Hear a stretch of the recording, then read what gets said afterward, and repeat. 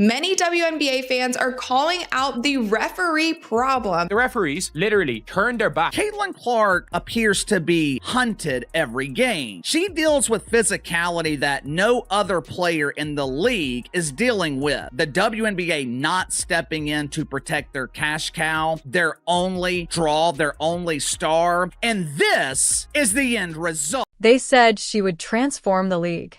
She was hailed as the future's face. However, nobody alerted us to the possibility that the league itself could be her greatest challenge.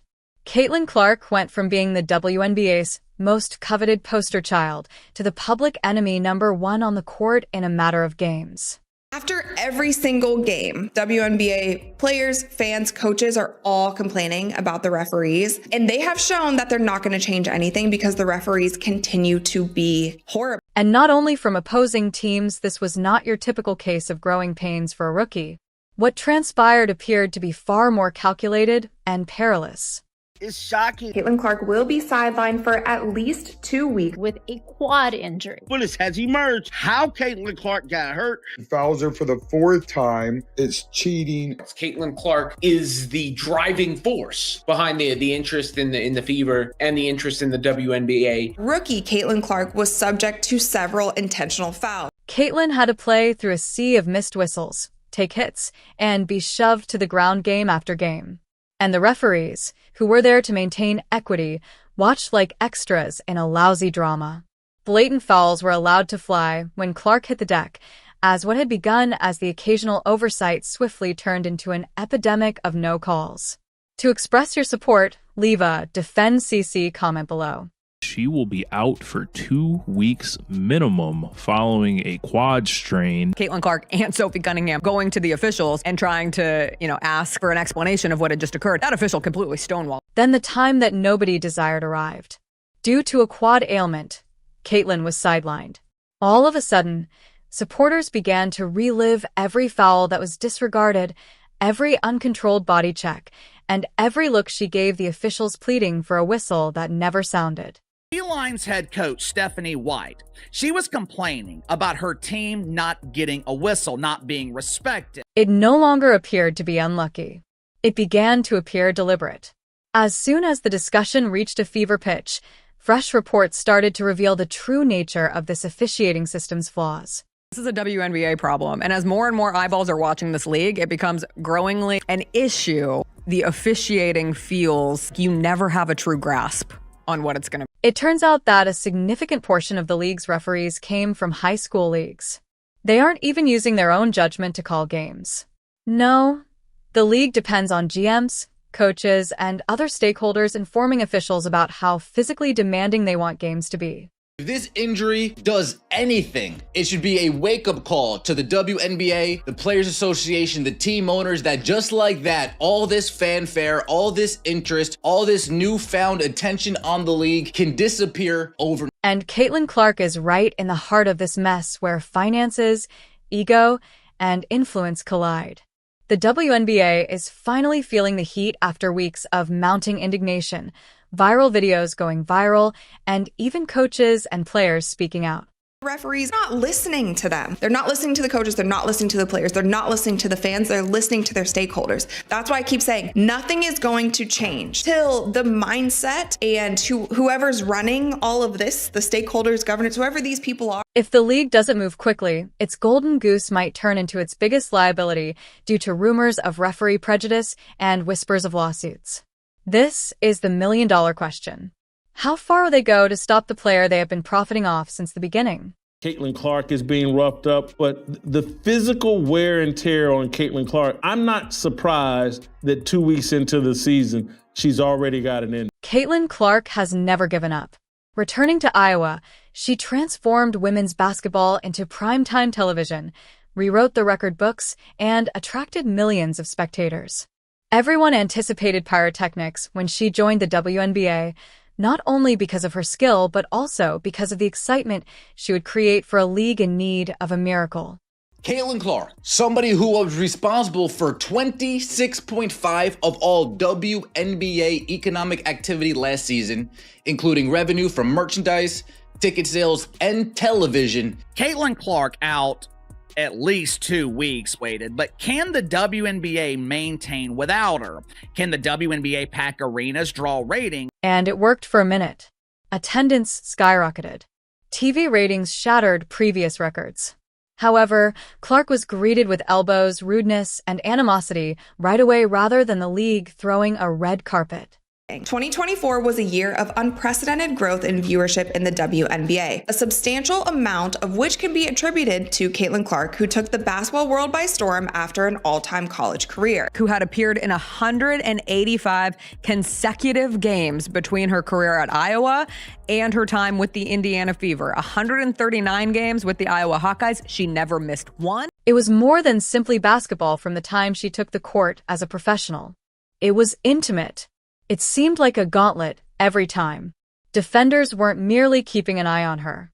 They were treating her like it was fight night at the UFC. She experienced floor contact, off-ball hacks, and full-court pressure that were more appropriate for a rugby match than a basketball game. And the referees, where were they? Nowhere to be discovered. Clark received nothing from a contact that would have resulted in a whistle for any other elite player. She had to grit her teeth and keep going time and time again. Referees just exposed their hand so bad, bro. I mean, they just didn't care no more. They didn't care. The world was watching how bad the cause was.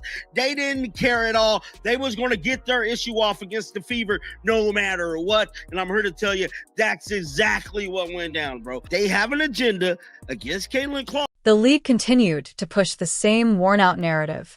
All she has to do is adapt. But why does she have to change all the time? Why is everyone else shielded like crown treasures, yet Caitlin Clark is the only celebrity encouraged to toughen up? The injury followed. Caitlin was out for at least 2 weeks due to a left quad issue after recording monster minutes game after game, frequently up to 35 minutes each night. He said the reason that people are complaining is because they haven't watched the WNBA before, and these are just new fans who don't understand. But there's clearly an issue. It was more than a setback. It was a devastating blow to the Indiana Fever and a huge defeat for the WNBA as a whole. It also didn't seem like a bizarre accident to many admirers. It seemed like the cost of disregard, the culmination of a season of unbridled violence, and a league that neglected the lone player who was keeping the lights on. Indiana Fever guard Caitlin Clark has suffered a left quadriceps strain and will be out for a minimum of 2 weeks. This was not an inevitable turn of events. It was an avoidable catastrophe. Why did it hurt even more? The deafening quiet. The league remained silent regarding Caitlin Clark's beatings. No apologies, no statements, just another name on the list of injuries. This wasn't just any name, though. This represented the new age of the WNBA. Not because she couldn't withstand the heat, but rather because the system that was supposed to protect her decided to ignore it. It's the Caitlin Clark disrespect. And what I mean by that is you've got somebody who is obviously the most popular player in basketball. You got somebody that I would argue maybe a top 5 most popular athlete in the United States of America. All right. You got this athlete in a league that nobody's been watching, never turned a profit, and your system is broken against that team. The problem was even alluded to by some on the court. Clark's teammate Kelsey Mitchell quietly urged her to pay attention to her body's cues. Most people would ignore Caitlin's silent acknowledgement that she was enduring suffering. Fans took note. It was emphasized by media outlets. Now, the crucial question is who stands to benefit from the absence of the league's brightest star and why she was left so vulnerable. But Kelsey Mitchell said even if there is a injury, hopefully it's just, like a little nagging thing. And again, take care of your body and just make sure you're I think recovery is everything. I think if you're in tune to your body, you know what you need. This is Caitlin. A disturbing truth emerges when one looks more closely at WNBA officiating. The referees are underqualified in addition to being green. Some have skipped important developmental stages like college or the NBA G League, jumping straight from high school courts into the WNBA. These are not seasoned experts with years of experience. While officiating the most important games the league has ever seen, they are frequently learning the ropes. And this lack of expertise is blatantly obvious, particularly when it comes to overseeing Caitlin Clark, the league's most talked about athlete. you guys, and they do not talk about it here. And that's why I also don't want us to personally attack some of these referees. I think they're doing their job. If they are hiring referees who basically didn't have any experience but high school refereeing jobs, and then they did a stint in the G League, like, these referees actually aren't. I gained and reconfirmed with myself that not much is going to change. However, the rabbit hole is deeper. Behind the scenes, a competition committee made up of coaches, general managers, and stakeholders, individuals with vested interests in particular outcomes rather than impartial entities, dictates how games should be officiated. These officials aren't making decisions based only on their own judgment. This isn't just conjecture. Interviews with league insiders have verified this. Referees are not necessarily being instructed on what is fair, but rather on what amount of toughness to allow, which fouls to prioritize, and what style of play fits the league's identity. There's a committee for stakeholders, coaches, governors, and general managers, and that is saying what style of basketball they want to allow, and the referees are following that law. This carefully constructed status quo is upset by Caitlin Clark's presence.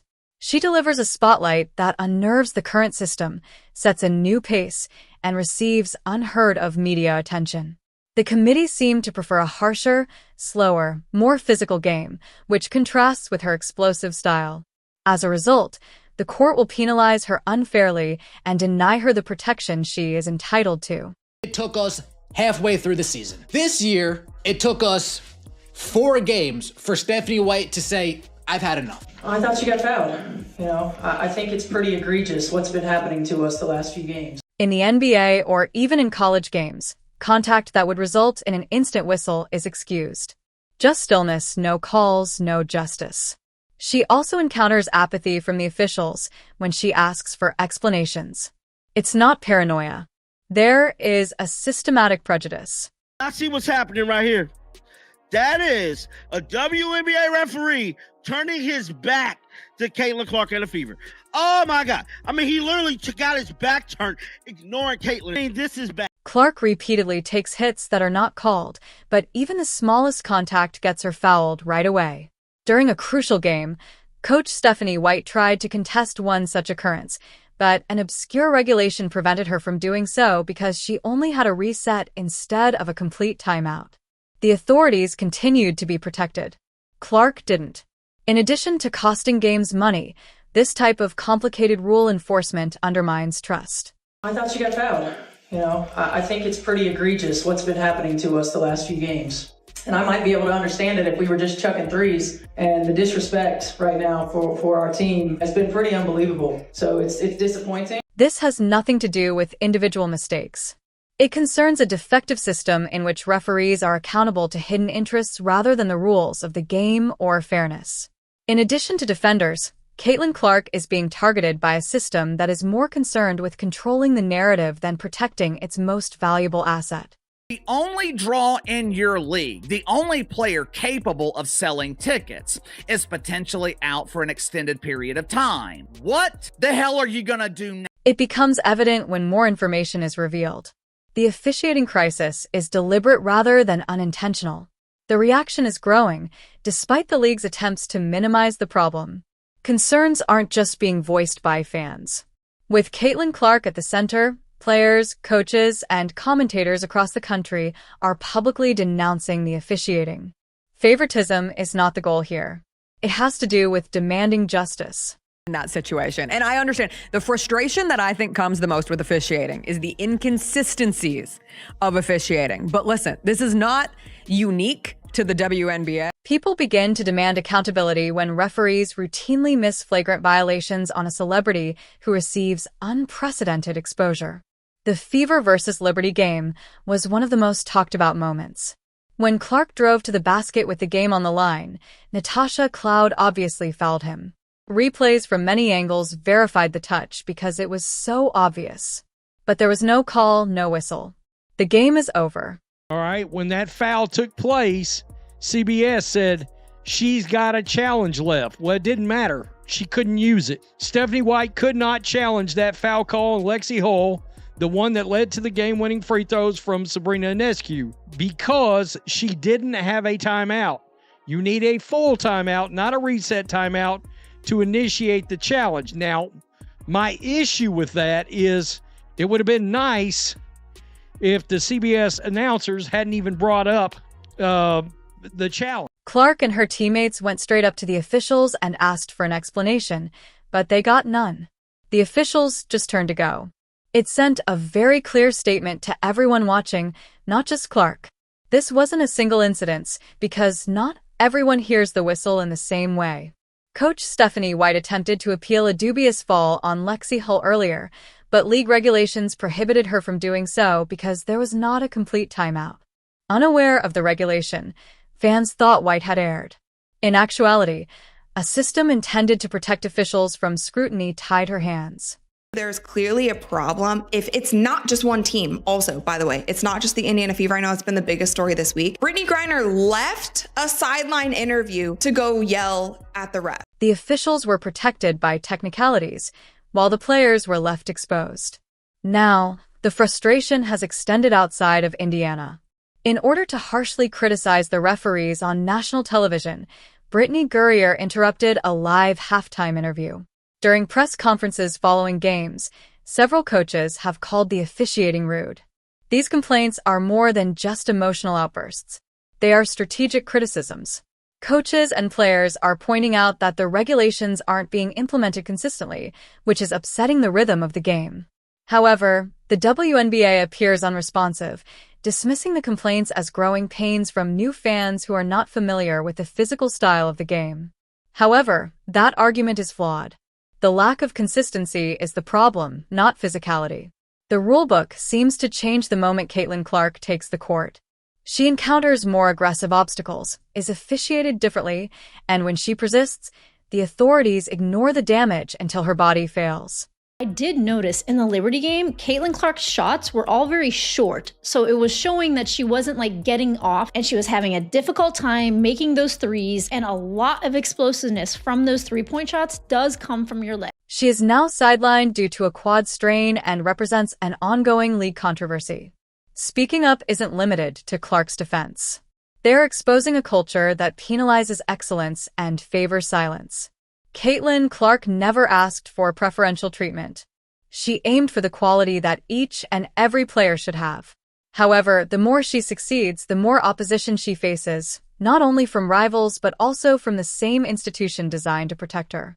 Because the league misjudged a strong force, the backlash is growing rather than diminishing. Who had appeared in 185 consecutive games between her career at Iowa and her time with the Indiana Fever. 139 games with the Iowa Hawkeyes. She never missed one. Obviously, Caitlin's carrying a lot on her shoulders. A big star that is coming to a lot of these buildings. Fans are no longer just spectators. They are closely examining. A once-in-a-generation talent presented the WNBA with a fantastic opportunity to reshape its destiny. Caitlin Clark ignited the league, not simply joined it. She broke viewership records, packed arenas, and drew in a fresh generation of enthusiastic buyers. However, the league seems to be crumbling under the pressure, clinging to antiquated power systems while rejecting an indisputable reality, rather than rising with her. Everything is being watched by the fans. They watched helplessly as she was knocked to the ground. They witnessed the referees gather and then leave. They saw the change in the scoreboard because someone in stripes decided to turn away, not because the better team won. These supporters aren't just upset, though. They are organizing. There is increasing legal pressure. Media organizations are exploring further. Additionally, discussions that were previously secret are suddenly making news. The system is being exposed. But at the same time, the Fever were on the wrong end of some whistles, it seemed, in this game. And it's seemingly been that way for much of the season. And it's been a recurring theme where there's a level of physicality allowed against them, and they're not allowed to reciprocate on the other end. That particularly, of course, goes for Caitlin Clark. The WNBA's accountability system has been walled off for far too long. There is no public accountability. Committees respond to stakeholders, and referees report to committees. However, the limelight that Clark brought with her has upset that circuit. She was not looking for drama. She didn't want to represent a movement. However, the league put her in that position when the whistles stopped blowing and the elbows continued. Now, Every unfair call, every unjustified foul against her, and every vital no call feeds an uncontrollable inferno. Favoritism is not at issue here. It's about keeping the game's integrity intact. Because Caitlin Clark's situation sends a message to all young girls watching from the stands and wannabe celebrities. The system may still punish you for blazing too brightly even if you smash records and create history. That is unsustainable in addition to being unfair. A league runs the risk of losing its stars if it doesn't safeguard them. One foul, one dispute, one injury at a time. Lawsuits could be only the start if the WNBA doesn't take a close look at its officiating leadership structure and the hidden influences affecting the game. Fans of Caitlin Clark will not allow this problem to go away. The truth is already known, and the media won't let it. Will the league take action before it's too late? Is the only unanswered question. To express your support, leave a Defend CC comment below. To ensure you never miss anything, like, subscribe, and enable all notifications.